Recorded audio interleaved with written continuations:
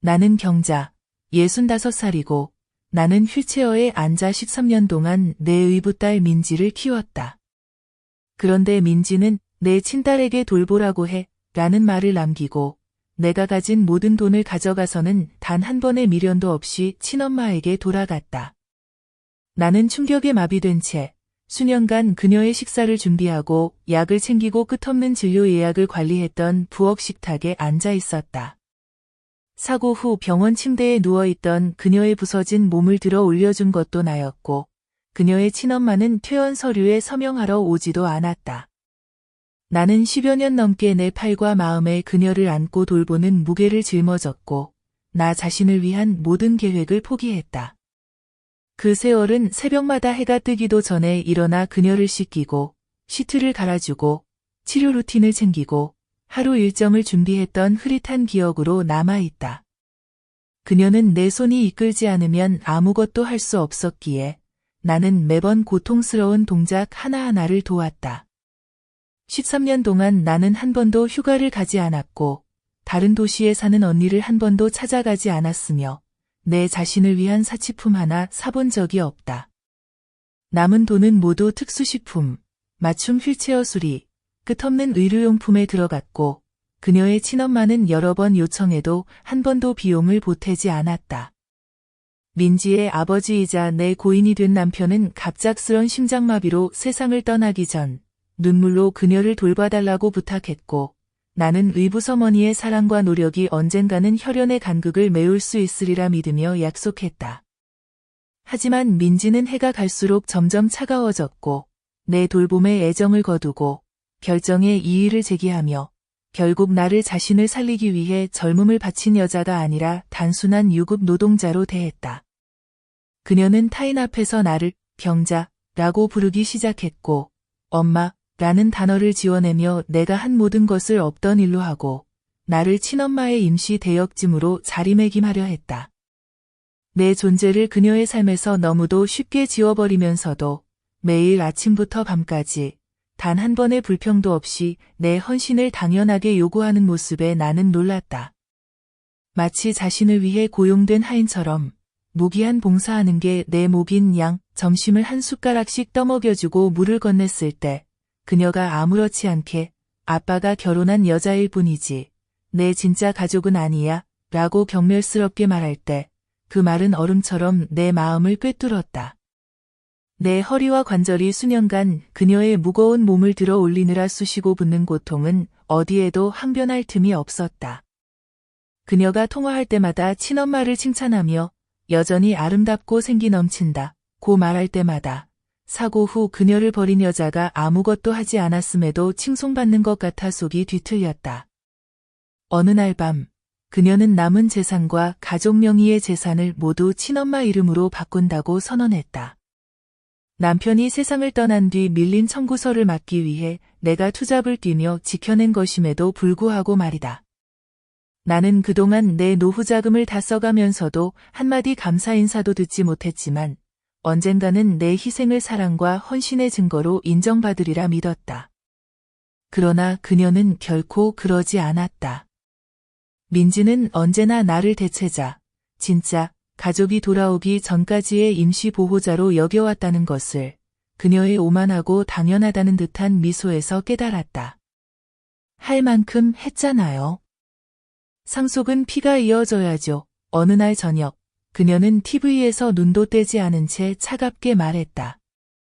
그 10마디가 13년간의 무급, 무감사, 고된 돌봄을 한순간에 무너뜨렸고 나는 내 중년의 전부가 자신을 소모품 정도로 여기는 사람을 위해 소진되었다는 사실에 구역질이 났다. 그녀의 무심한 퇴출 선언은 내 안에서 오랜만에 무언가를 일깨웠다. 원초적이고 분노에 찬 내가 더 이상 아무것도 빚진 게 없다는 목소리였다. 피가 그렇게 중요하다면 그녀의 진짜 가족이 이제부터 대신하면 될 일이었다. 나는 한때 사랑과 책임감이 혈연을 넘어설 수 있다고, 가족은 유전자보다 돌봄과 헌신으로 만들어진다고 믿었지만 민지의 말과 행동은 그 믿음을 쓰레기처럼 짓밟았다. 저녁 식탁에서 말없이 내가 차려준 식사를 하며 남에게만 미소 지으며 핸드폰을 보는 그녀를 바라볼 때 이미 내 존재가 그녀 삶에서 도려내진 듯한 공허함이 가슴에 번졌다. 내가 한때 재활 중 품에 안았던, 악몽이 울며 나를 찾던 그 아이는 더 이상 없었다. 이제 그녀는 상속의 장애물, 귀찮은 존재쯤으로만 나를 보았다. 민지는 내 시간, 건강, 재산을 모두 당연하게 생각하면서 나는 그녀에게서 조용한 감사조차 받을 자격이 없었다. 나는 밤마다 침대에 누워 쑤시는 관절을 안고 천장을 바라보며 그녀의 차가운 말과 내가 묵묵히 감당한 모든 요구를 곱씹었다. 그리고 분명하게 깨달았다. 내 모든 노력이 그녀에게는 한 번도 충분하지 않았다는 사실을. 민지는 자신의 친어머니의 부재는 용서받을 수 있는 일이라고 스스로를 설득했고, 반면에 나의 일상적인 존재는 당연한 권리자 의무이며, 오래전에 그녀의 아버지와 결혼했다는 이유로 내가 갚아야 할 빚이라고 여겼다. 곱씹을수록 한 사람이 오랜 세월 무급의 보살핌과 충성을 요구하면서 동시에 그 보살피는 사람에게 가족으로서의 지위나 배려조차 허락하지 않는다는 것이 얼마나 뒤틀린 일인지 깨달았다. 민지의 말이 내 머릿속에서 계속 맴돌았다. 내 진짜 딸한테 돌보라고 해. 나는 소리치고 싶었다. 돌봄이 불편해지자 컨비니언트리 사라진 진짜 엄마가 바로 너였다고. 하지만 나는 이를 악물고 드레심을 갈아주고 베개를 바로 잡아줬다. 내 의무감이 여전히 목에 족쇄처럼 감겨 있었기 때문이다. 어느 날 밤, 나는 샤워 의자에서 침대로 민지를 옮기다가 거의 복도에서 쓰러질 뻔했다. 팔은 긴장으로 떨렸고 속으로 생각했다. 이건 더 이상 사랑이 아니야. 그냥 노예처럼 사는 거지. 그때 저항의 첫 씨앗이 내 마음에 뿌리내렸다. 아주 조용한 속삭임이 내게 물었다.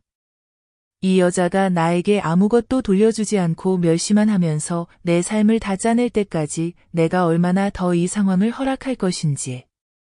결혼식 사진 속 남편의 얼굴, 따뜻한 신뢰가 담긴 눈을 떠올리며 약속을 저버리는 것에 죄책감이 밀려왔지만 곧 스스로에게 물었다.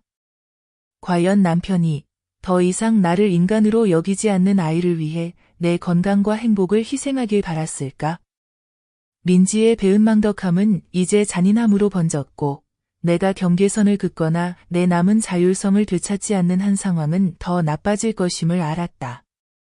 그 순간 나는 13년의 봉사가 누구에게든 계모든 아니든 충분하다고 결심했고 마침내 나 자신을 자유롭게 할 날을 계획하기 시작했다.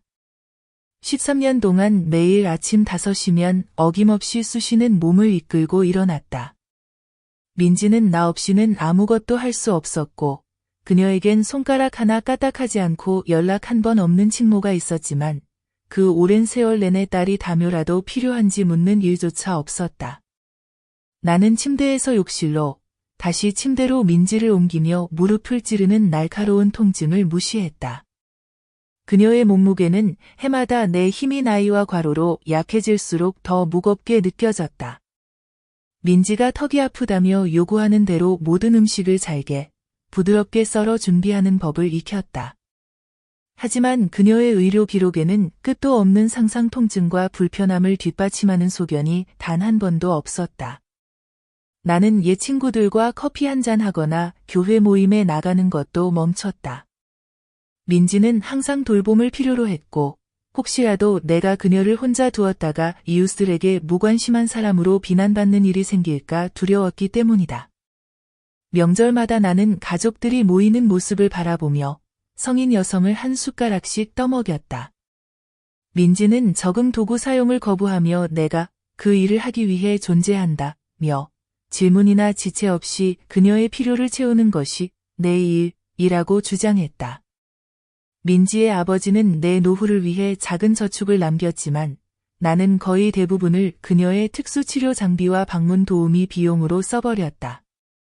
그나마 일하러 나가야 했던 몇 시간 동안만이라도 쓸 수 있었기 때문이다. 나는 회사 A에서 추가 근무까지 하며 가정을 유지했다. 민지는 내가 12시간씩 일하고 밤에는 그녀가 물, 약, 혹은 욕창을 피하기 위해 몸을 리포지션 해달라고 부를 때마다 곁에서 돌본 세월을 단 한 번도 인정하지 않았다. 시간이 지나면서 민지는 내 희생을 사랑이 아닌 의무로만 여겼고 나는 내 존재 전체가 일방적인 의존 관계에 갇힌 무급 간병인으로 축소되었음을 끔찍하게 깨달았다. 이웃들이 나를 헌신적인 어머니상이라고 칭찬하면 나는 억지로 미소를 지었고 민지는 아무 말 없이 듣기만 했다. 내 노력이 공개적으로 인정된다면 내가 감사나 존경을 받을 자격이 있다는 뜻이 될까봐 그녀는 결코 그런 걸 줄 생각이 없었다. 민지는 몇 시간씩 전화로 자신의 인생이 얼마나 힘든지 떠들었지만 실제로는 나에게 이것저것 시키고 들고 요리하고 청소하고 돌봄의 모든 세부 사항을 조율하게 하며 자신은 기기만 만지작거리며 완전히 편안하게 지냈다. 밤이면 피로로 손이 심하게 떨려 숟가락을 제대로 쥐지 못해 음식을 흘리기도 했지만 민지는 국물을 쏟았다고 나를 나무라며 마치 내가 무능력한 사람인 것처럼 한숨을 쉬었다. 언젠가 그녀가 집 곳곳에 사설 간병인 서비스 브로셔를 흘려두기 시작했을 때 내 일이 더 이상 마음에 들지 않으면 언제든 나를 대체할 수 있다는 암시가 느껴져 배신감이 컸다. 나는 내 건강을 망치면서까지 민지를 살리고 돌봤는데도 말이다. 민지는 물리치료사가 가르쳐준 기본적인 자기관리 운동조차 시도하지 않았다. 나 말고는 아무도 믿을 수 없다고 하면서도 동시에 난 그냥 계모일 뿐이라며 미래의 유산에 대해 내가 어떤 권리도 주장할 수 없다고 상기시켰다. 그 부당함은 그녀가 전화 통화 중 생모를 경외심으로 언급할 때마다 더 깊이 타올랐다. 그녀는 얼마나 어머니가 그립고 언젠가는 꼭 찾아가고 싶다고 말하곤 했다. 마치 자신을 버린 여성이 칭송받아 마땅하고 나는 불평과 요구만 받아야 하는 존재인 것처럼 느껴졌다. 나는 민지가 친구들에게 자신의 진짜 가족에 대해 이야기하고 나를 언급할 때마다 계모라는 단어를 저주처럼 사용하기 시작한 것을 알아챘다. 그녀는 내가 그녀의 인생에 침입한 외부인인 것처럼 내가 그녀를 시설에 보내지 않기 위해 모든 것을 희생했다는 사실은 일부러 지워버린 채 이야기를 만들어갔다. 내 남동생이 방문해 내 인내심을 칭찬했을 때 민지는 그의 말을 무시했고 나중에 나에게 사람들이 내가 대단하다고 말하는 걸 듣는 게 지겹다고 했다. 그녀는 내가 단지 그녀 아버지와 결혼하면서 따라온 의무를 다하는 것뿐이라고 믿었고 내 행동에서 어떤 선택이나 사랑도 지워버렸다.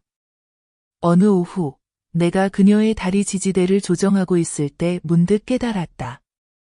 민지는 나를 필요나 감정이 있는 사람이 아니라 언제나 인정이나 휴식을 요구하지 않고 그녀를 편안하게 해주는 능력만으로 가치가 매겨지는 무급 하인으로 보고 있다는 사실을.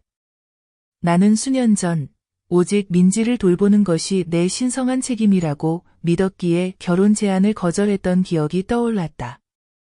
그런데 지금은 내가 모든 것을 포기하고 지켜낸 바로 그 아이에게 내 집에서 이방인 취급을 받고 있었다. 민지의 무심한 잔인함은 우리 집에서 너무나 당연한 일이 되어버려 그녀가 내가 너무 피곤해 보인다거나 너무 느리게 움직인다고 날카롭게 말해도 더 이상 겉으로 반응하지 않게 됐다. 왜냐하면 내가 스스로를 변호하려 하면 항상 감정적이고 이기적이라며 그녀에게 죄책감을 주었다는 비난만 돌아왔기 때문이다. 나는 그녀의 의류용품 비용을 위한 수표에 서명하며 손이 떨렸던 순간을 기억한다. 그때 나는 몇 년째 새 옷을 사지 않았고 신발은 달아빠졌으며 안경은 금이가 있었음을 깨달았다. 민지의 필요가 항상 내 남은 돈과 에너지를 모두 삼켜버렸기 때문이었다. 그녀는 내가 아버지의 첫 번째 아내가 아니었으니 법적으로 아버지의 유산을 받을 의무가 없다고 자주 상기시켰다. 그녀의 눈에는 내가 가족의 계보 밖에 있었던 것이다. 비록 법적 서류는 다른 이야기를 하고 있었고 그녀가 그걸 무기로 삼기 전까지 나는 돈 이야기를 꺼낸 적도 없었다. 그 쓸쓸함은 어느 밤 민지가 마지막으로 내 마음에 남은 충성심을 끊어버린 말을 내뱉었을 때 가슴에 돌처럼 내려앉았다. 경자 이모, 이제 충분히 하셨어요. 하지만 제 진짜 엄마가 모든 걸 받을 자격이 있어요.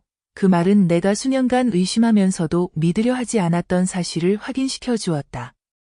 민지는 내가 그녀의 수술 중 눈물을 닦아줄 때도, 열이 나서 밤새 곁을 지킬 때도, 내 삶을 쏟아 그녀를 지키고 편안하게 해주려 했던 그 모든 순간에도 단 한 번도 나를 가족으로 생각한 적이 없었다. 바로 그때 나는 놀라운 명확함으로 깨달았다.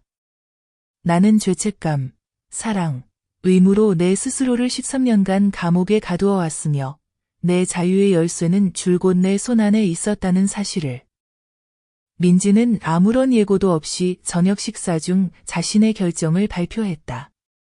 그녀는 남은 모든 자산과 재산권을 생모에게 넘기기로 했다고 선언했다. 피로 맺어진 관계가 계모의 무보수 헌신보다 더 중요하다고 믿는다고 했다. 나는 포크를 든 채 꼼짝도 하지 못한 채 앉아 있었다. 민지는 사고 이후 자신을 버린 여성이 이 집에서 단 한 푼이라도 받을 자격이 있다고 믿는 이유를 설명했다. 나는 내 피와 땀으로 이 집을 지켜왔기에 그 말을 이해할 수 없었다. 민지는 냉정하고 침착한 목소리로 내가 그녀를 돌본 것에 대해 어떤 감사도 기대하지 말라고 했다.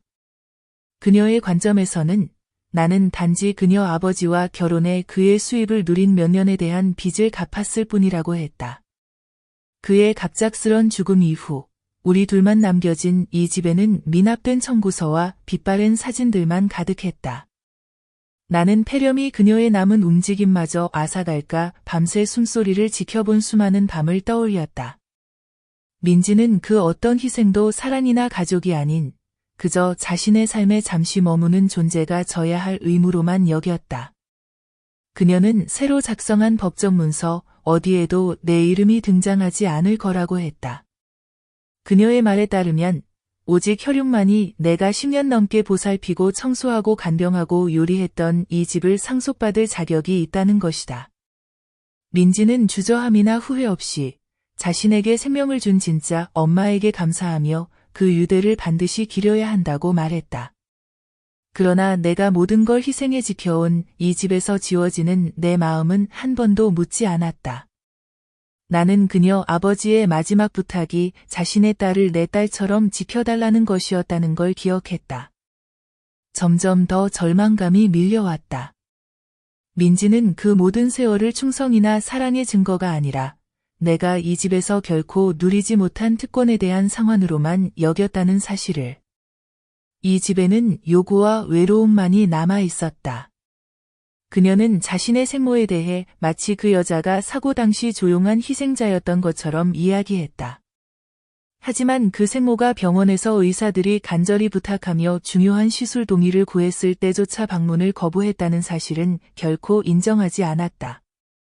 민지는 자신의 친어머니의 버림이 나를 수년간 무급노동, 정서적 고립, 그리고 내 건강을 파괴하고 은퇴자금까지 모두 소진하게 만든 경제적 고통으로 몰아넣었다는 사실을 잊었거나 어쩌면 애초에 신경 쓰지 않았을지도 모른다. 민지가 집을 팔고 그 수익을 생모와 나누겠다는 계획을 아무렇지 않게 이야기하며 내가 죽은 후에야 내 존재 가치가 집안일을 하는 하인에 불과했다는 듯이 말할 때 내 가슴에는 분노가 끓어올랐다. 민지는 내가 수십 년간 헌신한 돌봄이 아무런 가치도 없고 오히려 경멸과 무시만 받을 자격이라고 믿는 것이 분명했다. 그녀에게는 혈연이 전부였고 노력은 가족의 미래에 속할 자격을 결정하는데 아무런 의미가 없었다. 나는 재활 초기 고통에 울던 아이를 안아주던 시절을 떠올리려 했지만 이제 내 앞에 있는 건 차갑고 계산적인 여자일 뿐이었다. 그녀는 내 혈통에 자신의 DNA가 없다는 이유로 내가 감사받을 자격조차 없다고 여겼다. 민지는 인터넷에서 출력한 유언장 샘플을 보여주며 나를 제외하고 친어머니가 내가 수년간 무급 노동과 희생으로 지켜온 모든 것을 상속받도록 하는 조항을 강조했다. 나는 떨리는 손으로 그 종이를 바라보았다. 그 한 장의 문서에는 민지가 내가 목욕시키고 먹이고 부러진 몸을 들어올리며 불평 한마디 없이 돌본 13년의 거절, 배신, 지움이 담겨 있었다. 그녀의 말 한마디 한마디는 칼처럼 내 마음을 후벼 팠고 나는 내 역할이 그녀 인생에서 결코 영원하지 않을 것임을, 그녀는 내 쓸모가 닿으면 언제든 나를 버릴 생각이었다는 사실을 깨달았다. 민지는 내 노동이 훌륭했지만 불필요했다고 주장했다. 그녀의 진짜 엄마가 언젠가는 돌아와 돌봐줬을 거라고 믿었기 때문이다. 하지만 현실은 그녀의 친어머니는 수년간의 고통 속에서도 한 번도 도움을 주거나 연락조차 하지 않았다. 나는 결혼 반지를 팔아 그녀의 재활 치료비를 내고 마지막 남은 저축으로 욕창을 막기 위한 특수 쿠션을 사주었던 기억이 떠올랐다. 그런데 민지는 오히려 그 욕창이 내 부실한 돌봄 때문이었다고 주장했다. 민지는 자신의 결정이 최종적이라고 설명했다. 자신의 미래와 혈통의 연속성을 지켜야 한다면서 내가 수년간 봉사와 희생으로 지켜온 집이 내 것이 아니라고 여기는 듯했다. 그제야 나는 민지가 나를 자신의 행복을 가로막는 장애물로 여긴다는 사실을 깨달았다. 내가 그녀를 살려낸 이유가 아니라 그녀는 핸드폰을 만지작거리며 자신을 가장 힘들 때 버린 친어머니와 미래를 설계할 수 있게 된 것도 내 덕분임을 전혀 인정하지 않았다. 그녀가 자신의 결정을 친어머니와 상의했고 친어머니 역시 혈연히 모든 것을 되찾는 것이 정당하다고 동의했다고 말했을 때 배신감은 더 깊어졌다.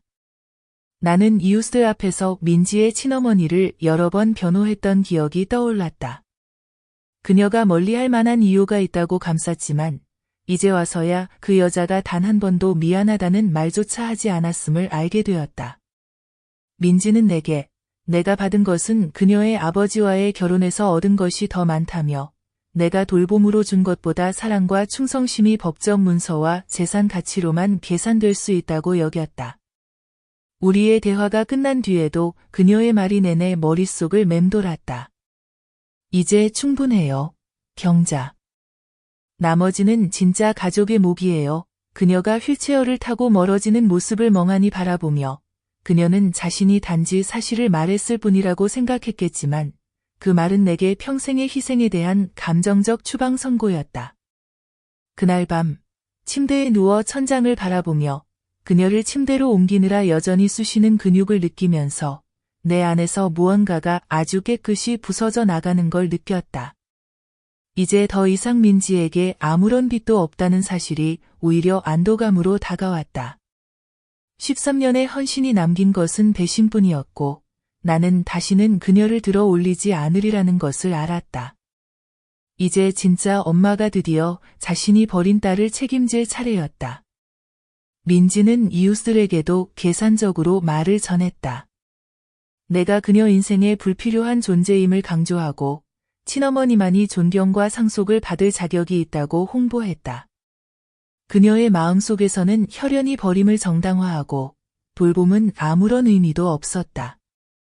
그녀는 내가 수년간 돌봄에 헌신한 것이 오히려 내가 가족이나 경제적 안정에 대한 정당한 권리가 있다는 착각을 키웠다고, 이제 그 착각을 완전히 깨뜨릴 거라고 아무렇지 않게 말했다. 민지는 사고 후 내가 그녀를 돌보겠다고 고집했던 이유가 그녀를 주거와 재정적 지원을 확보할 수단으로 여겼기 때문이라고 그들에게 말했다. 내가 내 경력과 우정을 희생하면서까지 그녀를 살리고 친어머니조차 한 번도 찾아오지 않았던 시설에 보내지 않으려고 했던 현실은 무시한 채였다. 그녀는 내가 사적인 이익을 위해 그녀에게 매달린다고 암시했지만 실제로 나는 저축을 다 써버리고 보석을 팔고 모든 개인적인 꿈을 포기하면서까지 그녀가 매일 치료를 받고 맞춤 장비를 사용하며 친가에서는 한 번도 제공하지 않았던 의료적 관심을 받을 수 있도록 했다.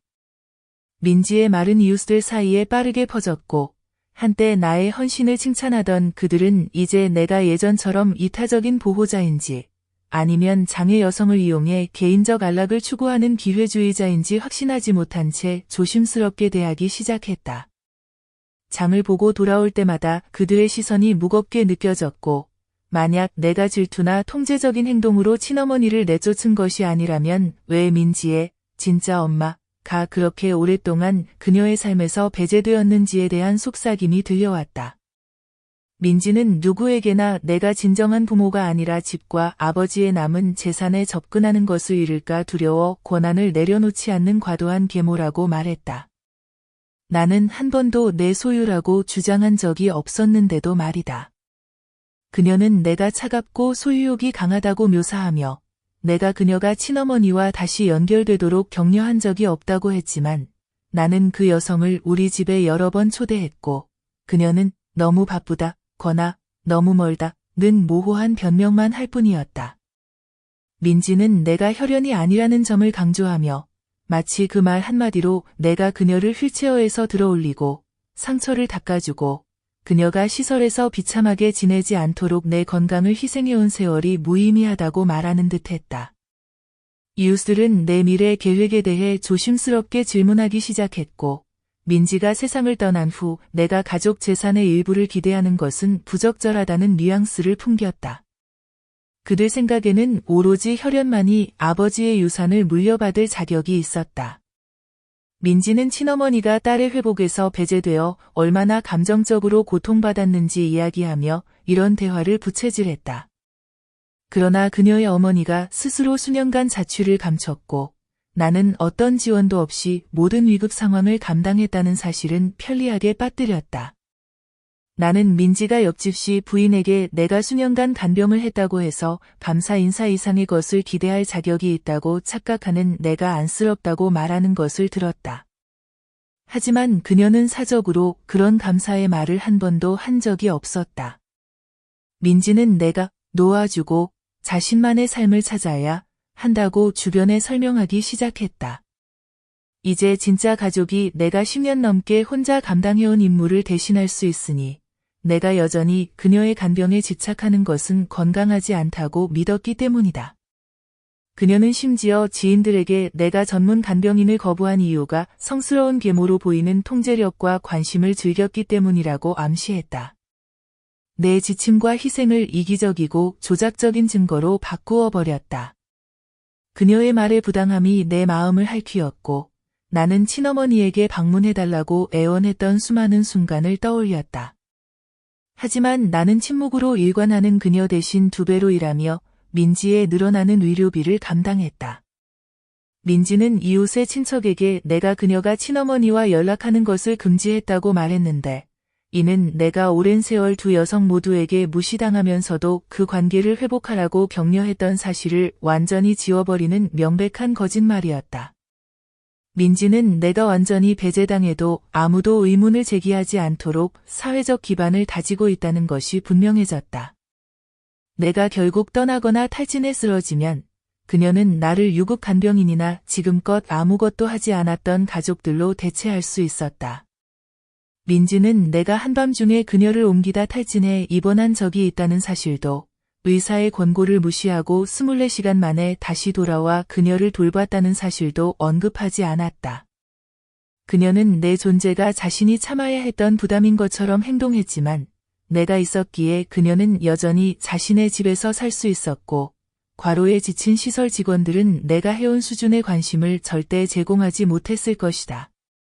그녀의 배신은 내가 그녀가 친어머니에게 전화를 하며 내가 사라지면 어머니를 집으로 데려올 계획이라고 말하는 것을 들었을 때 더욱 깊어졌다.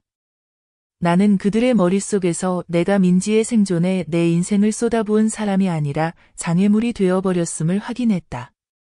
민지는 나를 임시 방편, 진짜 가족이 돌아와 자신을 되찾고 내 존재를 완전히 지워버릴 때까지 살아있게 해주는 사람으로 여겼다는 사실을 깨달았다. 민지는 친어머니에게 자신이 생명을 줬으니 집을 가질 자격이 있다고 했지만 나는 매일의 희생과 재정적 파탄, 육체적, 정신적 피로 속에서도 그 생명을 지켜냈다는 사실은 무시했다.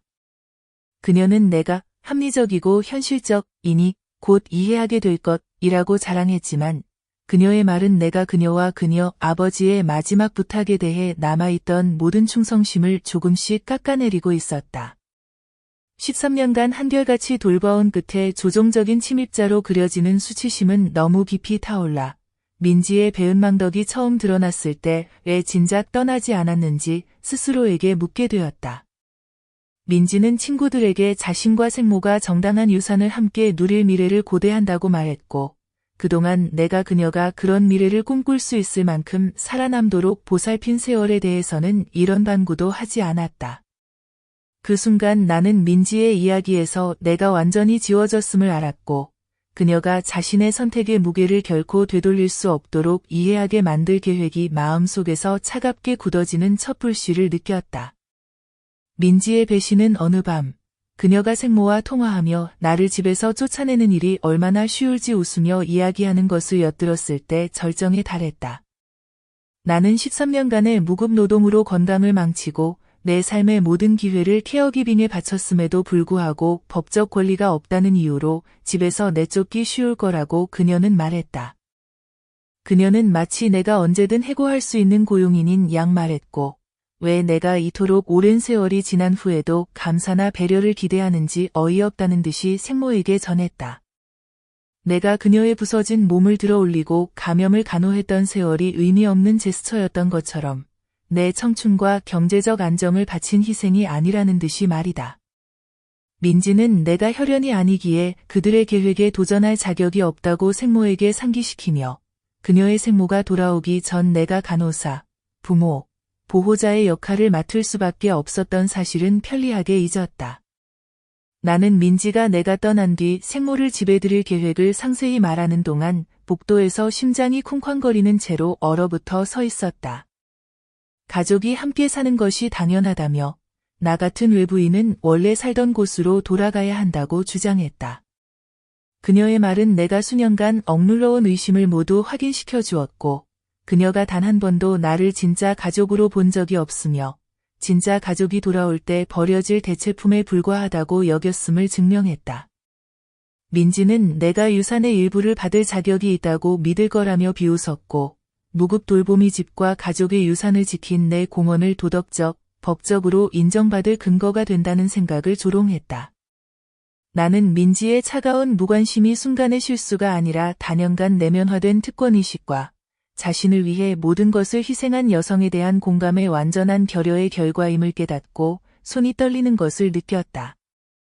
민지는 내가 이성적이고 소란을 피우지 않을 만큼 자존심이 세다. 며 맞서면 조용히 떠날 거라고 생모에게 안심시켰지만 그녀의 잔인함이 이미 내 인내의 한계를 넘어서게 했다는 사실을 알아차리지 못했다. 나는 수없이 그녀의 더럽혀진 옷을 빨고 한밤중에 드레싱을 갈아주고 장시간 치료에 동행했던 순간들을 떠올렸다. 이제 와서 보니 민지는 그 모든 행위를 사랑이 아니라 아버지와 결혼한 대가로 치러야 할 비드로 여겼다. 그녀는 진짜 가족, 이 아버지의 노력의 결실을 누릴 때가 되었다며 내가 10여 년 넘게 집세 한 푼 내지 않고 살았다고 폄하했다. 그러나 그녀는 아버지 사후 내가 모든 대출금을 내며 외부 도움 없이 그녀를 전담 돌봐왔다는 사실은 일부러 언급하지 않았다. 민지의 냉소적인 웃음소리가 머릿속에서 울려 퍼지는 가운데 나는 방으로 돌아와 천장을 바라보며 잠들지 못했다. 또 하루 종일 그녀를 들어 올리고 먹이고 씻긴 탓에 근육이 쑤셨다. 내가 침묵하며 돌봄을 계속한 것이 민지의 경멸을 부추긴 꼴이었음을, 그녀의 배은망덕과 공공연한 배제 계획에도 내가 남아있던 것이 내 굴욕을 연장시키는 일임을 깨달았다. 민지는 혈연이라는 이유로 생모의 13년 부재를 용서하면서 나에게는 상상 속의 잘못까지 들추어 비난하며 내가 가족의 것을 빼앗는 악인이라는 서사를 만들었다.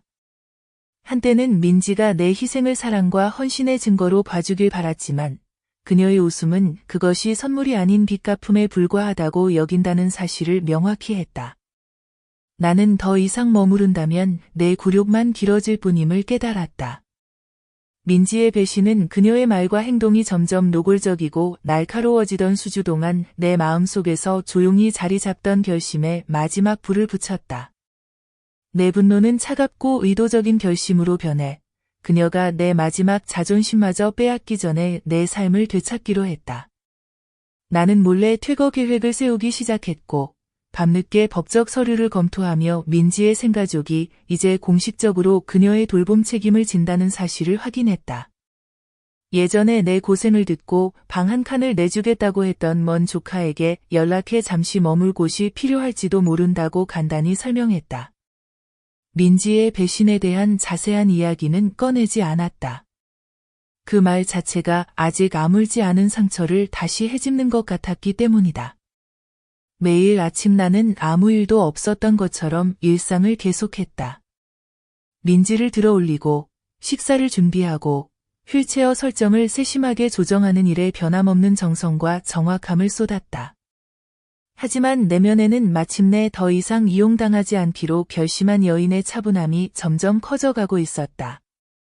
민지는 내 태도의 변화를 전혀 눈치채지 못했다. 그녀는 어머니와의 계획에만 몰두해 내가 출발 일정을 꼼꼼하게 계획하며 눈빛에 담은 조용한 결연함을 알아차리지 못했다. 나는 긴급 자금을 마련하기 위해 온라인에 작은 개인 소지품을 하나씩 팔기 시작했다.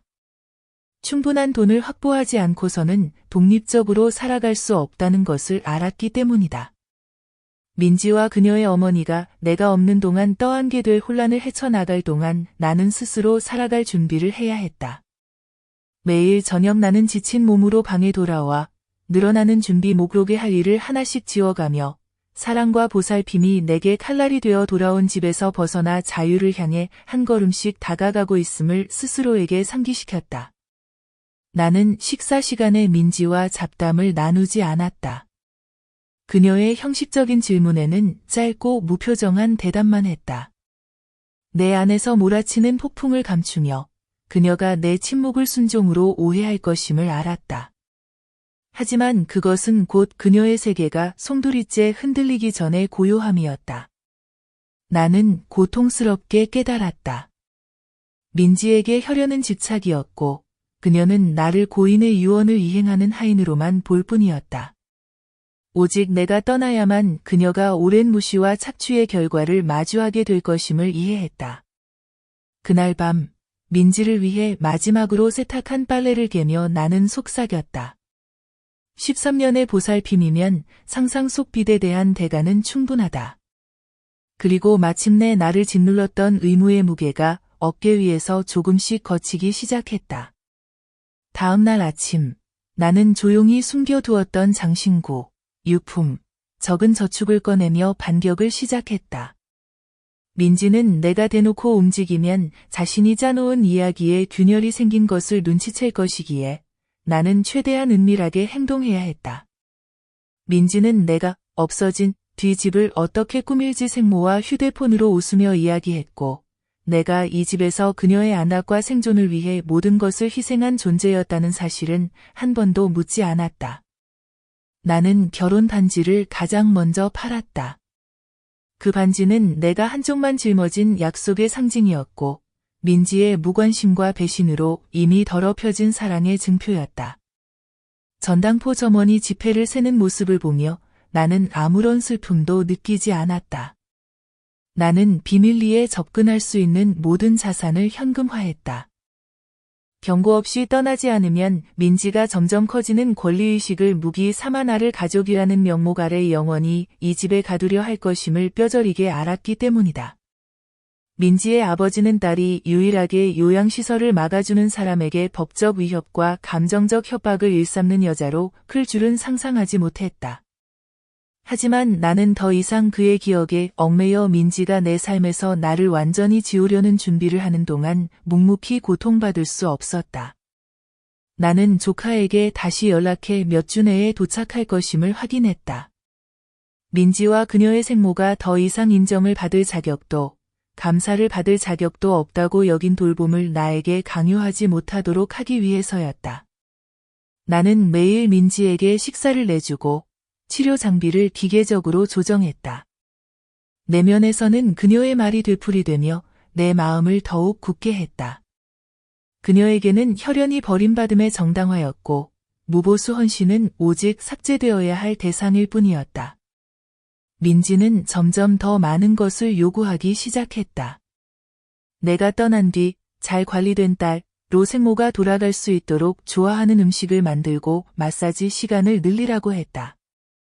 그녀는 13년간의 생모 부재가 내 청춘, 건강, 저축을 앗아갔다는 사실을 결코 인정하지 않았다. 나는 관절이 쑤시고 팔이 떨리는 몸으로 그녀를 옮기며 느려지고 부주의해졌다는 비난을 들었다. 하지만 나는 10년 넘게 그녀가 욕창, 감염, 모욕을 겪지 않도록 내 몸을 희생해온 현실을 그녀는 외면했다. 내가 시간제 간병인 고용을 제안하자 민지는 내 책임을 다하기 싫어진 증거라고 여기며 변호사를 부르겠다고 협박했다. 혈연을 중시한다면서도 가족으로 인정하지 않는 계모에게 절대적 충성을 요구하는 그녀의 모순을 결코 깨닫지 못했다. 나는 민지의 잔인함이 내 거리감을 감지하고 더 심해진다는 것을 알았다. 하지만 그녀는 그것을 약점으로 오해하고 내가 경멸의 무게에 짓눌려 결국 쓰러질 때까지 계속 돌볼 것이라 생각했다. 나는 늦은 밤마다 조용히 내 소지품을 챙겼다. 다시는 돌아오지 않을 이 집에서 내 사랑과 희생이 인간애가 아니라 노예의 증거로 왜곡된 집에서 마지막 옷가지를 접었다. 민지와 그녀의 어머니는 밤늦게까지 통화하며 내 존재가 이미 지워진 듯 방을 다시 칠하고 새 가구를 들일 이야기를 나눴다. 그들의 무심한 계획은 내가 아무 말 없이 떠나야 한다는 내 확신을 더욱 굳게 만들었다. 민지는 내가 수년간 보살펴온 것을 아버지와 결혼한 대가로 치부하며 아버지가 돌아가신 후 내가 전적인 책임을 떠맡았다는 사실은 결코 인정하지 않았다. 그녀의 어머니는 멀리 있거나 너무 바쁘다는 핑계만 대며 딸의 돌봄에 아무런 참여도 하지 않았다. 나는 민지가 내 건강 문제의 작은 단서라도 이용해 내 미래에 대한 결정을 내릴 자격이 없다고 주장하며 내가 더 이상 원하지도 빚진 것도 없는 돌봄 역할에 가두려 할 것을 알았기에 내 의료 기록을 조카가 사는 도시의 새 의사에게 옮겼다. 민지는 내가 점점 멀어지고 비협조적이 되어간다며 이웃들에게 불평했고 나의 지침을 이기심의 증거로 몰아가며 그녀의 친모가 한 번도 시도하지 않았던 10년간의 돌봄을 위해 내가 내 몸과 경제적 안정을 희생했다는 사실은 외면했다. 나는 내가 직접 산 가재도구들을 기부하기 시작했다.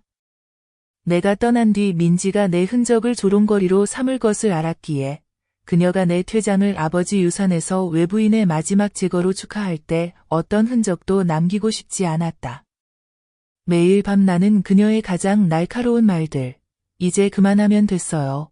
경자씨, 와, 진짜 엄마가 모든 걸 받아야 해요. 를 되새기며 이제 더 이상 나를 상처 입힐 수 없는 말임을, 오히려 내가 약속을 지켰다는 증거임을 스스로에게 상기시켰다. 민지는 내가 감정적으로 차가워졌다고 느끼며 조급해했고 어머니에게 내가 더 이상 즐거운 동반자가 아니라고 불평했다. 그녀는 사고 후 자신을 버린 친모를 위해 내 존재를 지우려 계획하던 그날 밤, 내가 이미 그녀를 딸로 여기지 않게 되었음을 결코 깨닫지 못했다.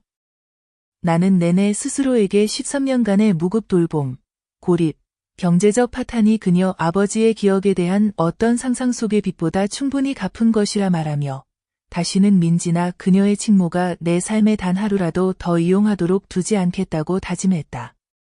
나는 떠날 예정인 아침에 이삿짐 업체가 내 남은 짐을 조용히 수거하도록 예약했고 민지가 자신의 통제력이 사라지는 것을 느끼면 내 출발을 막으려 할 것을 알았기에 조용히 오라고 당부했다.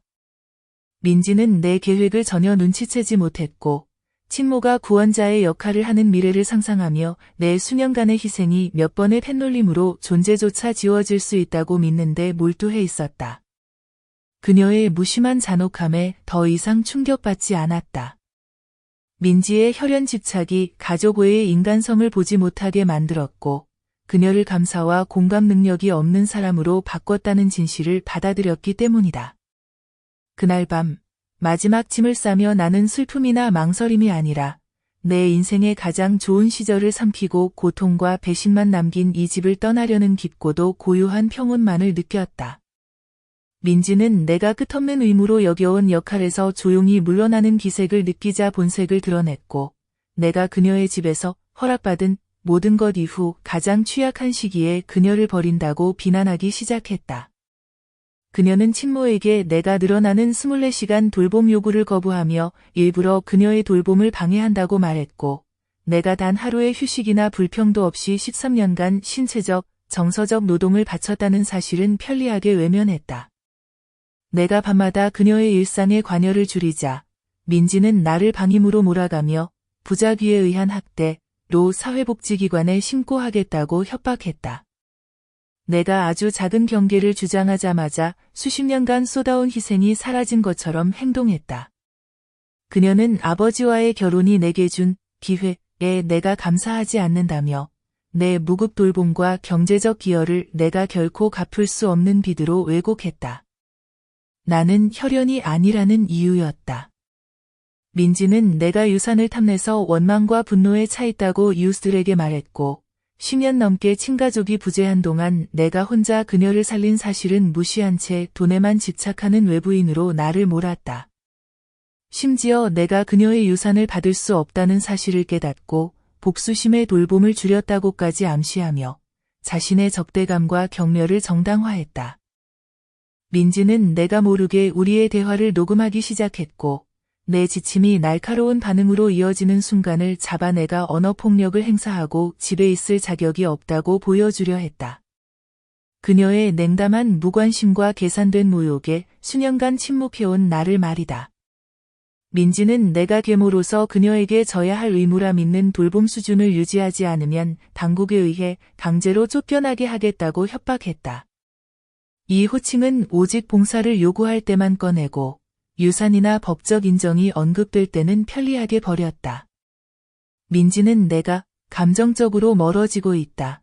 며 자신의 안전이 두렵다고 주장했다. 마치 내 조용한 거리두기가 폭력인 양, 수년간의 보답없는 노동과 배신이 초래한 감정적 침식에 맞서기 위한 필수적인 방어막임을 전혀 이해하지 못한 채 그녀는 변호사에게 나의 동거 간병인으로서의 책임을 명시한 예비 문서를 작성하라고 지시했다. 이는 내가 법적 의무가 없음에도 불구하고 합법성을 가장하여 집에 머물며 그녀를 계속 돌보도록 겁을 주기 위한 전술이었다. 민지는 나를 전문 간병인으로 대체하는 방안을 모색하며 생모와 매일 통화했지만 아무도 나처럼 인내심 있게 그녀의 요구를 받아주지 않을까 걱정된다고 털어놓으며 자신의 행동이 심지어 유급 전문가조차 내쫓을 것임을 스스로 알고 있음을 드러냈다. 그녀는 내가 그냥 떠날 수 있다 고 믿는 나를 통화 중 조롱하며 내가 너무 늙고 너무 가난하며 그녀의 자선에 매달리지 않으면 이 집에서 살아남을 수 없다고 생모에게 상기시켰다. 그녀는 내가 이미 몇 주 전에 탈출 계획을 마련해 두었다는 사실은 전혀 눈치채지 못했다. 민지의 잔인함은 내가 추가 마사지와 자세 교정 요구에 응할 때까지 식사를 주지 않는 지경까지 이르렀고 내 보살핌을 사랑이 아닌 습관에서 비롯된 마지막 연민의 흔적이 아니라 거래적 의무로 취급했다. 내가 남은 몇 안 되는 개인 소지품을 상자에 포장하자 그녀는 내가 물건을 훔쳤다고 비난했지만 내가 손댄 모든 물건은 수년간 그녀의 필요를 내 기본적인 안락함보다 우선시하며 내 점점 줄어드는 수입으로 구입한 것들이었다. 민지는 자신이 생명을 주었다. 며 내 간병의 공로가 생모에게 있다고 주장하며 정작 그 생모의 부재로 인해 내가 육체적 고통과 정서적 고립을 견디며 지금은 나를 버릴 수 있는 존재로 여기는 아이를 위해 희생하게 되었음을 지웠다. 그녀는 계모인 내가 항상 선을 넘는다. 며 가족이라고 착각한다고 독서를 늘어놓았지만 나는 최소한의 존중과 내가 그녀의 생존을 위해 잃어버린 세월에 대한 인정 외에는 아무것도 요구한 적이 없었다. 민지는 내 요구에 계속 저항하면 아버지의 재산에 대한 모든 접근을 끊겠다고 반복적으로 경고했으나 나는 이미 하인처럼 취급받은 이 가족에게서 단 한 푼, 단 하나의 재산도 더는 원하지 않는다는 사실을 그녀는 몰랐다. 그녀는 집안 곳곳에 제대로 일을 하라는 쪽지를 남기기 시작했고 내가 수년 전 그녀가 시설에 들어가지 않고 집에 머물 수 있도록 모든 돌봄 체계를 구축했다는 사실을 알면서도 나를 새로 고용된 보조인 수준으로 격하시켰다. 민지는 생모에게 내가 그녀의 인내심을 시험한 것을 후회하게 될 것이라고 말하며 필요하다면 위협을 법적 조치로 확대할 의도를 드러냈지만 나는 이미 변호사와 상담해 아무런 불이익 없이 언제든 떠날 권리가 있음을 확인받았다는 사실을 그녀는 몰랐다. 그녀는 서로 아는 지인들에게 집과 돌봄에서 자신의 정당한 권위에 내가 저항해 함께 사는 게 얼마나 힘든지 이야기하며 이야기를 교묘하게 비틀어 심지어 동정적이던 이웃들마저 민지의 스트레스와 필요를 더 이해해주라고 조언하기 시작했다. 민지는 내가 떠날 계획을 어벤던먼트, 유기라고 부르며 혼자 남겨질까 두렵다고 주장했지만 실제로는 생모와 방을 새로 꾸미고 내가 남긴 물건을 버리며 내 흔적을 지우는데 몇 시간씩 웃으며 보냈다. 나는 그때 민지가 나를 한 인간이 아니라 아버지의 실패한 약속의 연장선, 즉 그녀가 내 충성과 사랑을 착취하기 위해 만들어낸 빚을 갚기 위해 무덤까지 일해야 한다고 믿는 존재로 여긴다는 사실을 깨달았다. 그녀의 적대감이 심해질수록 나는 더 이상 지체하면 내 신체적 건강과 정신적 안정마저 파괴될 것임을 깨닫고 떠나기로 한 결심이 더욱 굳어졌다. 그날 밤 마지막 할 일 목록을 점검하며 나는 두려움도 죄책감도 없이 내 희생을 내게 겨누는 무기로 만든 여인, 다시는 의무를 사랑으로 착각하지 않게 만든 여인을 떠나겠다는 담담한 결의만이 남았다. 나는 한때 그녀가 내 가치를 무너뜨릴 때 썼던 그 차분한 정확함으로 민지와 마주해 혈연이 그녀의 상속을 정의한다면 이제부터는 혈연이 그녀의 간병 의무도 정의할 것이라고, 이미 나를 가족에서 지운 여인을 더 이상 도덕적, 법적으로 돌볼 의무를 인정하지 않는다고 또렷하게 말했다. 민지의 표정은 뻔뻔한 확신에서 믿기지 않는다는 놀라움으로 바뀌었고 나는 그녀의 부서진 몸을 들어올리고 치료를 관리하며 모든 개인적 야망을 희생한 세월을 열거하며 그 모든 것을 내가 진 적도 없는 빚의 상환으로 격화시켰고 생모는 침묵과 부재밖에 내놓지 않았음을 상기시켰다. 나는 내 떠남이 유기가 아니라 그녀가 내가 가족이 아니라고 선언하며 설계한 역동의 자연스러운 결말이라고 설명했다. 그녀의 세계에서는 오직 혈연만이 사랑과 충성, 그리고 내가 내 건강을 망치며 그녀를 살린 집에 대한 권리를 가질 자격이 있으니 말이다. 민지는 부정과 변명으로 내 말을 끊으려 했지만 나는 주저없이 계속해서 혈통 권리에 대한 그녀의 집착이 내 존재가 하인으로 격화되고 수십 년의 돌봄이 내게 겨눠진 무기가 된 집에 더 이상 남아있을 책임에서 나를 면제시켰음을 밝혔다. 나는 그녀에게 내가 노력할 때마다 그녀가 내 노력을 깎아내리고 내 피로를 조롱하며 의료위기나 경제적 어려움, 그리고 민지의 연약한 건강을 지키기 위해 내가 셀 수 없이 많은 밤을 지새울 때 완전히 부재했던 친어머니가 더 감사받을 자격이 있다고 선언했던 모든 순간을 상기시켰다. 민지는 내가 떠날 계획을 세웠다고 나를 냉정하다고 비난했지만 나는 그녀가 먼저 내 쫓김을 계획하고 그녀의 어머니에게 내가 진정 내 것이 아니었던 재산에 집착하는 계모에 불과하다고 말했을 때 그녀가 먼저 냉정했다고 지적했다. 나는 민지에게 이제 그녀가 선택과 사랑의 유대가 배신으로 끊어진 이상 계부모에게 의무를 질 필요가 없다는 것을 상기시키며 그녀가 자신의 혈연 가족에게 의지할 수 있다고 말했다. 민지는 변호사에게 연락하겠다고 위협했지만 나는 이미 변호사와 상담을 마쳤고 나를 가족이 아니라고 공개적으로 선언하고 내 희생을 과도하고 불필요하다고 비웃은 여성을 무급으로 돌볼 법적 의무가 없다는 확인을 받았다고 맞섰다. 나는 그녀와 그녀의 어머니가 내가 오랜 시간 일하고 감염과 응급 상황을 관리하며 침대 곁에서 밤을 새우며 유지해온 집의 미래 리모델링을 논의하는 동안 내가 13년 동안 혼자 그녀의 돌봄을 짊어졌다는 사실을 다시 한번 일깨워 주었다. 민지는 돌아가신 아버지의 기억을 위해 재고해달라고 요구했지만 나는 계모의 헌신이 혈연이 없다는 이유로 존중이나 인정받을 자격이 없다고 믿는 딸에 의해 이미 그 기억이 훼손되었다고 말했다. 나는 다른 도시에 있는 작은 아파트에 임대 계약을 맺고 이삿짐 업체를 불러내 짐을 옮기기로 했다고 알렸다. 이는 민지가 이웃들에게 나를 헐뜯은 상황에서 내가 내 결정을 힘겹게 감당하는 모습을 그녀가 보는 만족을 주고 싶지 않았기 때문이다. 민지는 자신이 가장 취약할 때 나를 떠난다고 나를 배은망덕하다고 했지만 나는 그녀가 나를 수없이 외부인이라고 불러 이제 이웃들조차 내가 그녀의 가족이거나 내 희생에 공감할 자격이 있다고 보지 않게 되었다고 상기시켰다. 그녀는 울며 나 없이 살 수 없다고 주장하며 나를 조종하려 했지만 나는 단호히 버텼다. 그녀의 눈물은 사랑이 아니라 10년 넘게 무급 하인으로 의지하던 여성을 잃을 두려움에서 비롯된 것임을 알았기 때문이다. 민지는 내게 그녀의 생물학적 가족에게 돌봄을 맡긴다고 배신했다고 했지만 나는 그녀가 내 쫓김을 계획하며 가장 필요할 때 부재했던 어머니를 선택한 것이 먼저 배신이었다고 상기시켰다. 나는 민지에게 이제 혈연이 그녀의 환상만큼 실제로도 무게를 갖는지 알게 될 것이라고 말했다. 나는 내 존재가 거래적 도구로 전락한 집에 돌아갈 생각이 없었다. 민지는 내 결정을 후회할 것이라고 소리쳤지만 나는 이미 상상 속의 모든 빚을 내 건강과 행복, 경제적 안정을 희생하며 수년간 갚았기에 후회란 불가능하다고 답했다. 나는 민지에게 내가 그녀의 친어머니보다 더 많은 것을 해줬지만 그녀는 내 충성심을 조롱하고 내 역할을 무시했다며 이제 그 믿음의 대가를 치르게 될 것이라고 말했다.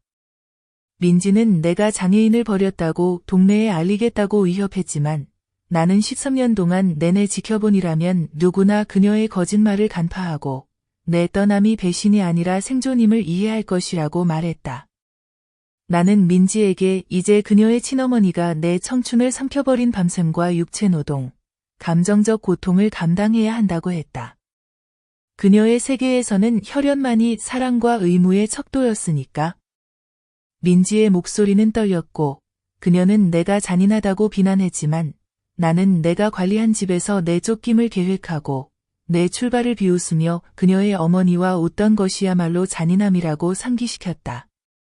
나는 망설임 없이 일어나 오늘이 내가 민지에게 저녁을 차려주고 약을 조절하고 침대에 눕혀주는 마지막 밤이 될 것이며 내일이면 떠나 다시는 돌아오지 않을 것이고 그녀가 자신이 나보다 높이 올려놓은 가족의 보살핌을 직접 경험하게 될 것이라고 말했다. 내가 떠난다는 말을 전한 지 몇 시간 만에 민지가 쌓아올린 통제의식은 무너지기 시작했다. 그녀는 친어머니에게 전화를 걸어 즉각적인 도움을 요구했지만 수년간 우상화했던 그 여성이 혈연과 상상 속의 희생으로 칭송받으면서도 민지를 받아들이거나 어떤 지원도 제공하지 않겠다고 거절하는 것을 알게 되었다. 그녀의 친어머니는 차갑고 현실적으로 자신이 너무 늙었고 바쁘고 재정적으로도 장애 성인을 24시간 돌볼 여력이 없다고 설명했다. 민지는 내가 떠나면 친어머니가 함께 살며 돌봐주기로 약속했다고 주장했지만 그 여성은 그런 약속을 한 적이 없다고 부인하며 사랑과 의무의 궁극적 원천으로 믿었던 혈연에 대한 민지의 신념이 얼마나 허약한지 드러냈다. 저는 제 방에서 민지가 애원과 협박을 번갈아가며 하는 소리를 들었습니다. 그녀가 대화마다 저보다 높이 평가했던 그 여자가 13년간 제가 혼자 감당해온 일의 일부조차도 하려 하지 않는다는 사실을 깨달으며 민지의 공포는 시간이 지날수록 커져갔습니다. 민지는 자신의 신체적 한계와 정서적 필요를 설명하며 어머니가 나서주길 바라며 죄책감을 주려 했지만 어머니는 자식을 키우는 것만으로도 충분히 의무를 다한 것이고 성인이 된 자녀는 부모에게 무한히 부담을 주지 않고 스스로의 일을 관리해야 한다고 하며 민지의 호소를 일축했습니다. 저는 마지막 상자를 침착하게 싸면서 민지가 전화기 너머로 흐느끼고 절박하게 어머니를 배신자라고 비난하는 소리를 들었습니다. 그러나 그녀의 말에 담긴 아이러니는 오랜 세월 제 보살핌을 지나치고 자기중심적이라고 깎아내리던 그 여자에게는 전혀 와닿지 않는 듯했습니다. 민지는 생모가 헌신적인 가족 보호자가 없는 사람에게는 국가시설에 들어가는 것이 현실적인 유일한 선택이라고 하자 더욱 패닉에 빠졌습니다. 그 제안은 민지가 예전 다툼 중에 제가 절대 떠나지 않을 거라 믿으며 저에게 위협처럼 꺼냈던 말이기도 했습니다. 민지는 변호사에게 전화를 걸어 허구의 약속이나 상상 속의 의무를 들먹이며 억지로 저를 붙잡으려 했지만 변호사는 제가 유급 직원도 법적 보호자도 아니기에 무급 돌봄을 계속할 법적 의무가 없다고 상기시켰습니다. 민지는 제가 자신을 혼자 두고 죽게 내버린다며 비명을 질렀고 재고해달라고 요구했지만 저는 그녀의 항의를 무시했습니다. 그 말들이 사랑이나 후회에서 비롯된 것이 아니라 자신의 생존을 위해 의존해온 하인을 잃을 두려움에서 나온 것임을 알았기 때문입니다. 민지는 지인들에게 연락해 저를 설득해달라고 부탁했지만 그들의 반응은 미지근했습니다.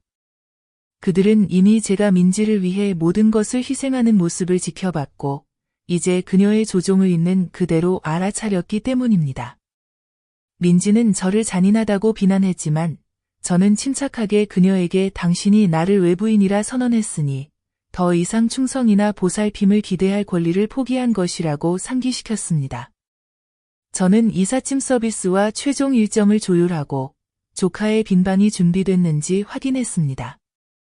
민지가 저를 다시 굴복시키려 히스테릭하게 부끄럽게 만들려는 시도에는 응하지 않았습니다. 가족의 의무라는 명목 아래 수년간 언어적, 정서적 학대를 이미 견뎌냈기 때문입니다. 민지는 떠나면 앞으로 고마워하겠다는 약속과 공개적인 망신을 주겠다는 협박이 번갈아 담긴 문자를 보냈지만 저는 아무 답도 하지 않고 삭제했습니다. 이 순간을 위해 쌓아온 제 감정의 갑옷을 그녀의 말에 뚫리게 두고 싶지 않았기 때문입니다.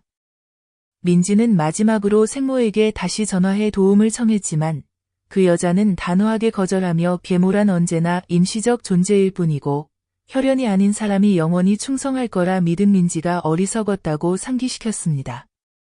집안에 민지의 울음소리가 메아리쳤지만 저는 그녀의 고통에서 만족을 느끼지 않았고 오직 제 건강과 자율성의 마지막 남은 조각마저 그녀의 권리에 대한 집착에 파괴되기 전에 물러나기로 한 제 결정이 옳았다는 깊고 차분한 확신만 느꼈습니다.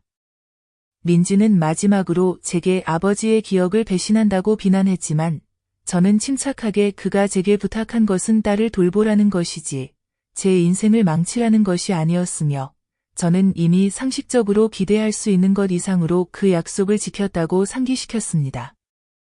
민지는 저를 상대로 정서적 피해에 대한 소송을 하겠다고 위협했으나 변호사는 수년간의 돌봄과 경제적 지원의 증거를 검토한 뒤 전문 돌봄 서비스를 이용하거나 가족에게 도움을 청하라고 조언하며 사건을 막지 않았습니다.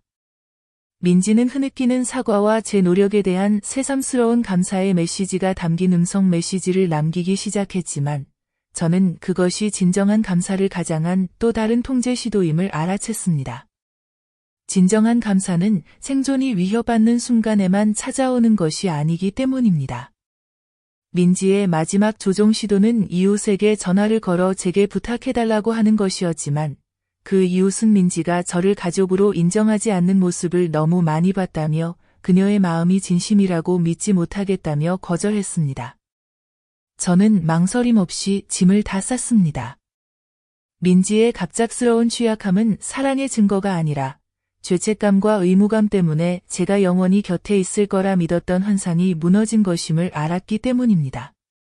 이삿짐차가 도착하자 민지는 의자에 앉아 이렇게 저를 떠나지 말라고 소리쳤지만 저는 운송업자들에게 제 시간에 와줘서 고맙다며 짐을 실어달라고 지시했습니다. 오랜 세월 저의 존재를 지우고 혈연만을 중시하던 여자의 감정에 더 이상 휘둘릴 생각이 없었기 때문입니다.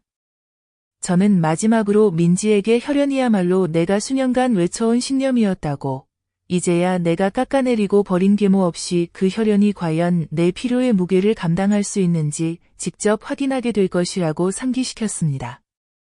민지는 휠체어에 앉아 믿기지 않는 듯한 표정으로 마지막 상자를 옮기는 이삿짐 센터 직원들을 지켜보며 내가 멈춰서 다시 생각해보라고 애원했다.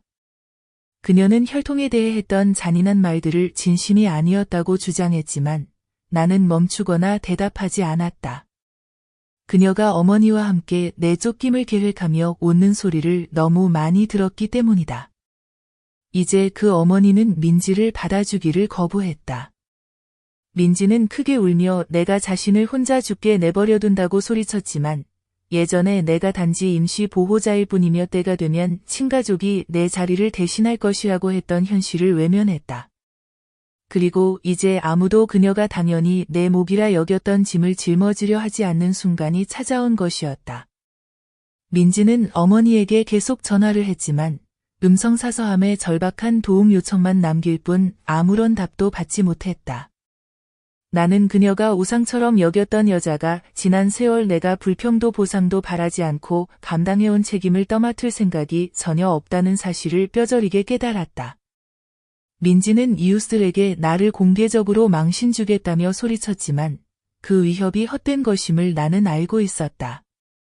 같은 이웃들이 민지가 내가 진짜 가족이 아니며 수년간 무급으로 돌봐주었어도 아무것도 기대하지 말라고 말하는 것을 이미 들었기 때문이다. 민지의 마지막 수단은 유언장을 다시 써서 나를 상속인으로 넣어주겠다고 약속하는 것이었지만 나는 조용히 웃었다. 13년간의 무시 끝에 그녀의 말은 아무 의미도 없었고 그녀의 요구와 특권의식으로 빼앗긴 내 인생을 어떤 유산도 보상할 수 없다는 결심을 이미 내렸기 때문이다. 민지는 내가 배신했다고 비난하며 아버지가 내 결정을 부끄러워할 것이라 했지만 나는 그녀의 아버지가 민지가 안정을 찾을 때까지만 돌봐달라고 했을 뿐 나의 미래 전체를 존중받아야 할 부모가 아닌 소모품 취급하는 딸을 위해 희생하라고 한 것은 아니라고 차분히 상기시켰다.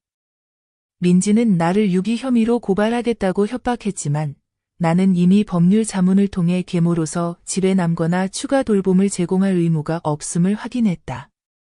민지가 혈연을 우선시하기로 선택했기 때문이다. 민지가 당황해 이웃들에게 도움을 청했을 때도 아무도 동정하지 않았다. 그들은 매년 내가 점점 여위고 약해지는 것을 지켜봤고 민지의 요구만 늘어났기 때문이다. 이제 그들은 내가 내 인생의 조각을 되찾으려 한 이유를 이해했다. 민지는 소리치다 목이 쉬었고 나는 이삿짐센터 직원에게 집 열쇠를 건네며 아무런 죄책감도 느끼지 않았다. 이미 내가 가진 모든 에너지, 건강, 사랑을 민지에게 주었지만 최소한의 감사조차 받지 못했기 때문이다. 나는 마지막으로 그녀의 의자 옆을 지나가며 그녀가 분노와 두려움에 찬 얼굴로 내게 저주를 퍼붓는 것을 들었지만 다시 돌아보지 않았다. 남아있으면 13년간의 노예 생활 끝에 남은 얼마 안 되는 내 독립마저 희생해야 한다는 걸 알았기 때문이다. 몇 시간 후 민지의 친모가 연락을 했지만 건강 문제와 경제적 사정으로 돌볼 수 없다고 통보하며 더 이상 내가 필요 없을 때 내 역할을 넘겨받겠다는 예전 약속과 달리 국가시설을 알아보라고 조언했다. 민지는 인생의 두 여성 모두에게 배신당했다고 울었지만 나는 아무런 동정심도 느끼지 않았다. 그녀가 혈연을 충성보다 우선시한 대가로 돌봄의 현실 앞에서 피가 사랑이나 노력, 희생을 보장하지 않는다는 걸 너무 늦게 깨달았기 때문이다. 민지는 오빠에게도 전화했지만 그는 수년 전 그녀가 나를 대하는 모습을 보고 연을 끊었기에 받지 않았다. 나는 그가 드물게 전화해 내게 떠나라고 조용히 응원해주던 말을 떠올렸다. 민지는 내가 음모를 꾸며 자신을 버렸다고 비난했지만 나는 이삿짐차 문이 닫히고 멀어지는 동안 침묵했다. 그녀의 비난이 절망과 자신을 도울 수 있는 모든 사람을 밀어낸 현실이 무너지는 데서 비롯된 것임을 알았기 때문이다. 변호사도 그녀의 법적 조치 요청을 거절했다.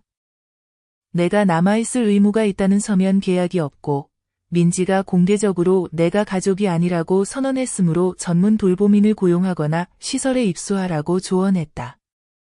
민지는 자신이 상속받을 집에 홀로 남겨졌고 아무도 그녀를 들어 올리거나 먹이거나 자세를 바꿔줄 사람이 없었다. 나는 잠시 민지가 여전히 혈연이 수년간의 무보수 노동과 정서적 희생보다 더 중요하다고 믿는지 궁금했다. 민지는 내가 이름을 부르며 반복해서 불렀지만 나는 멈추지 않았다. 돌아서는 순간 도구가 아닌 한 사람으로서 되찾은 자유를 포기하는 것이란 걸 알았기 때문이다. 민지의 목소리는 내가 조카의 차에 올라타며 점점 멀어졌고 나는 10여 년 만에 처음으로 안도의 물결을 느꼈다. 내 인생의 가장 좋은 시절을 집에 바치고도 고통만 남긴 곳에서 마침내 벗어났다는 사실을 알았기 때문이다. 이웃들은 나중에 내게 민지가 생모가 개입을 거부한 지 일주일 만에 요양시설에 입소했다고 전해주었다. 나는 그녀의 몰락에서 아무런 만족도 느끼지 못했다. 내 부재가 벌이 아니라 그녀의 선택에 따른 자연스러운 결과임을 이해하고 있었기 때문이다.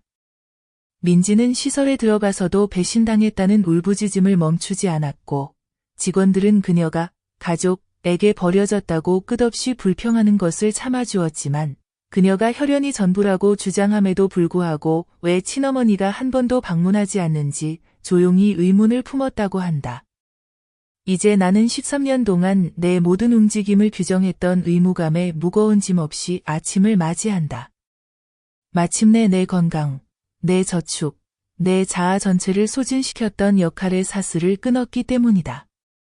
민지와 그녀의 친어머니가 내 존재를 지우려 공모하는 동안 나는 그 사슬에 묶여 있었다.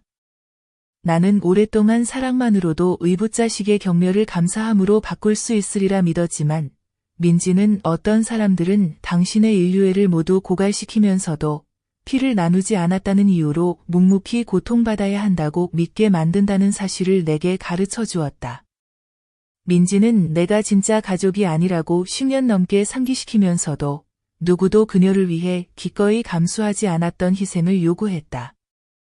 그녀의 마지막 배신은 그녀가 결국 아무도 신경 쓰지 않을 때 그녀를 살린 사람이 아니라 상속과 혈통을 더 소중히 여겼음을 증명했다. 민지는 이제 요양시설에 머물며 직원들은 그녀의 끝없는 배신과 버림받음에 대한 불평을 견디고 있지만 나는 더 이상 그녀가 가족으로 대해준 유일한 사람을 조롱하고 거부함으로써 스스로 초래한 고통을 달래줘야 할 책임을 느끼지 않는다. 민지의 친어머니는 여전히 그녀의 애원에도 방문을 거부하며 내가 홀로 민지의 짐을 짊어졌던 세월 동안 노력, 희생, 최소한의 모성적 관심조차 없었던 유대를 우상시한 대가를 민지가 스스로 감당하게 내버려두고 있다. 한때 내 충성심을 의심했던 이웃들은 이제 조용히 나의 헌신을 약점의 증거로 삼고 내가 쓸모없어지는 순간 아무런 망설임 없이 내던지려 했던 그 여성의 잔인함을 과소평가했었다고 인정한다.